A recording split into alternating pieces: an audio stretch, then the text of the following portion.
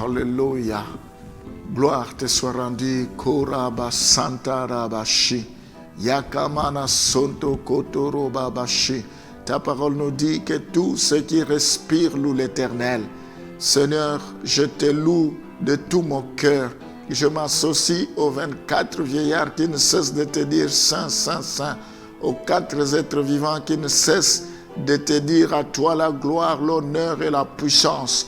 Tu nous as créés pour un but. C'est pour que nous puissions te louer jour et nuit. Nous savons qu'au ciel, ça sera la louange, l'adoration à perpétuité. Sois béni parce que tu as vaincu la mort. Je te rends grâce parce que toutes tes promesses sont oui et amen. À toi, il n'y a point de changement ni de variation d'ombre. Je te bénis parce que la Bible dit à chaque jour suffit sa peine. Je bénis la journée d'aujourd'hui. Je déclare que c'est une journée agréable. Je déclare que c'est une journée bénie. Je déclare que c'est une journée remplie de grâce, remplie de faveur. La Bible dit le bonheur et la grâce m'accompagneront tous les jours de ma vie. Je crois que la grâce et le bonheur accompagneront tous ceux qui m'écoutent à ce moment, accompagneront tous ceux qui sont fidèles à cette émission. Je le bénis. Avant de commencer quoi que ce soit, je te recommande ce programme. Il est écrit, si l'Éternel ne bâtit, celui qui bâtit, bâtit en vain. Commence avec nous, Seigneur, et finis avec nous. Que la gloire te revienne en toutes choses, au nom de Jésus. Amen. Nous allons voir le dernier point, le 4e et le dernier point, l'inauguration d'un temps nouveau pour les croyants.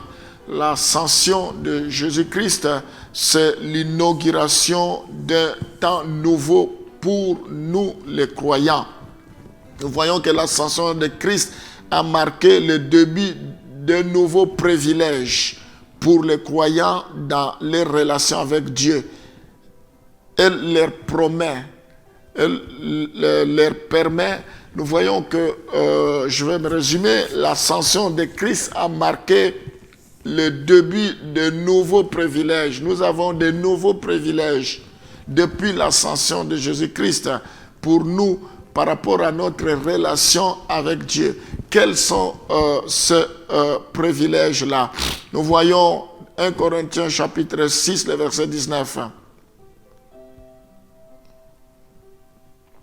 1 Corinthiens 6, le verset 19. Ne savez-vous pas que votre corps est le temple du Saint-Esprit qui est en vous, que vous avez reçu de Dieu et que vous ne vous appartenez point à vous-même? Le premier bénéfice que nous recevons après l'ascension de Jésus-Christ, nous bénéficions de la présence du Saint-Esprit. Il y a la présence du Saint-Esprit en nous. Donc, la fusion du Saint-Esprit était étroitement liée à l'ascension de Jésus-Christ. Si Jésus-Christ n'était pas monté, on n'aurait pas reçu le Saint-Esprit. C'est parce qu'il est monté que nous avons reçu. Donc, cela était lié étroitement à l'ascension de Jésus-Christ. Et elle ne pouvait pas avoir lieu avant son départ. Le Saint-Esprit ne pouvait pas avoir lieu, ne pouvait pas descendre avant le départ de Jésus-Christ. Il a fallu qu'il s'en aille. C'est comme ça, la Bible dit, il est avantageux que je m'en aille. On va lire cela dans Jean chapitre 16, le verset 7.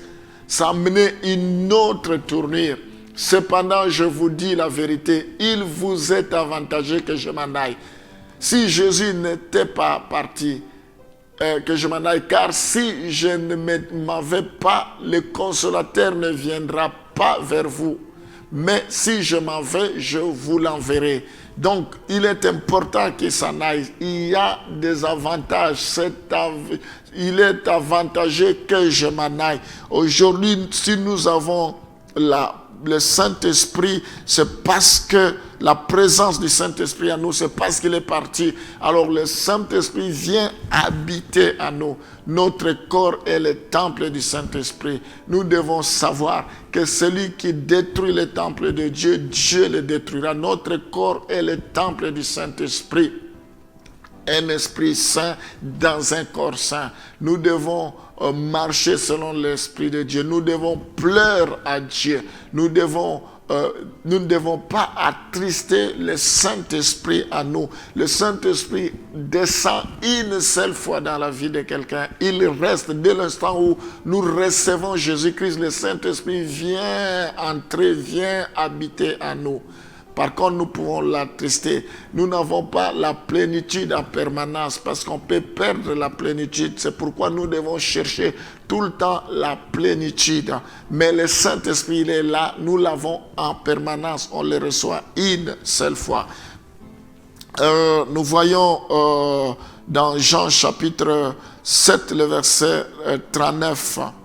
« Venez, leur dit-il, et voyez. » Ils allèrent et ils virent où il demeurait et ils restèrent auprès de lui ce jour-là. C'était environ la 10e heure. Nous avons besoin de sa plénitude. On va dans Acte 1, le verset 4 à 5. Donc, nous avons besoin de sa plénitude. Donc, le premier avantage, c'est la plénitude du Saint-Esprit. C'est le Saint-Esprit qui nous a été donné. Acte des Apôtres chapitre 1, le verset 4 à 5. Comme il se trouvait avec eux, il les recommanda de ne pas s'éloigner de Jérusalem, mais d'attendre ce que le Père avait promis. Ce que je vous ai annoncé, leur dit-il. Car Jean a baptisé d'eau, mais vous, dans peu de jours, vous serez baptisés du Saint-Esprit.